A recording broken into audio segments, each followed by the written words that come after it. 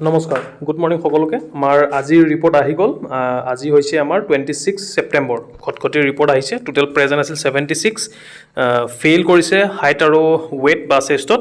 11 জন ৰানিঙত ফেইল কৰিছে ফাৰ্ষ্ট গ্ৰুপত 13 জন সেকেন্ড গ্ৰুপত ফেইল কৰিছে 13 জন ফাৰ্ষ্ট গ্ৰুপত 33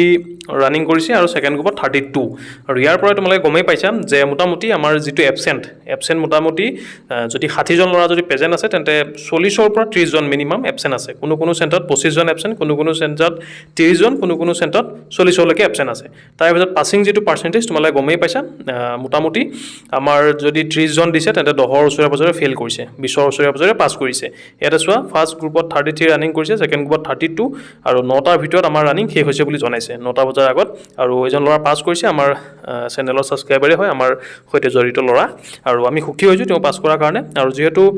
19 আৰু 20 টোটেল পাস কৰিছে মানে 39 জন পাস কৰিছে বাকি 13টা ফেইল কৰিছে 26 জন ফেইল কৰিছে এটো হৈছে খটখটিৰ আমাৰ যেটো খটখটি ডিমাপুৰ খটখটিৰ আপডেট হেতু কাৰণে যেটো সিআৰপিএফৰ হয় ট্ৰেক হয় ইয়াতে ৰাস্তা হয় অলপ ভাঙাচিঙা আছে বুলি কৈছে তথাপিও যেটো পাসিং পাৰ্চেন্টেজ গুৱাহাটীতকৈ অকমান কম হৈছে গুৱাহাটীত যেহেতু দুজন বা তিনজন হে ফেইল কৰা দেখা পাইছো প্ৰতিটো গ্ৰুপত ইয়াতে অলপ ফেইল বেছি কৰিছে বাকি আমি যেতিয়া আপডেট আহিব তোমালোকক জনাম খটখটিত কাৰ আছে জনাবা 9 মাইলত কাৰ আছে জনাবা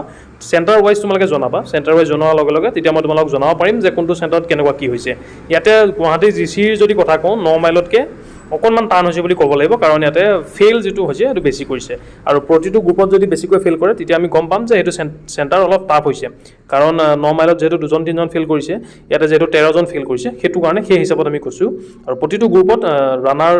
কম থাকিব পাৰে বেছি থাকিব পাৰে কোবাত ৰানাৰ বেছি থাকিব কোবাত ৰানাৰ কম থাকিব সেই হিচাপতো ফিল কৰে এনেকুৱা নহয় যে সবেই যে পাছেই কৰিব তেনেকুৱা কোনো কথা নাই আৰু যেসকলে প্ৰেক্টিস কৰিছে মোৰ মতে তেওঁলোকে আৰামসে পাস কৰিব লাগে বাকি আপডেট আমি দি আছো আমাৰ হৈতে জড়িত হৈ থাকক থ্যাংক ইউ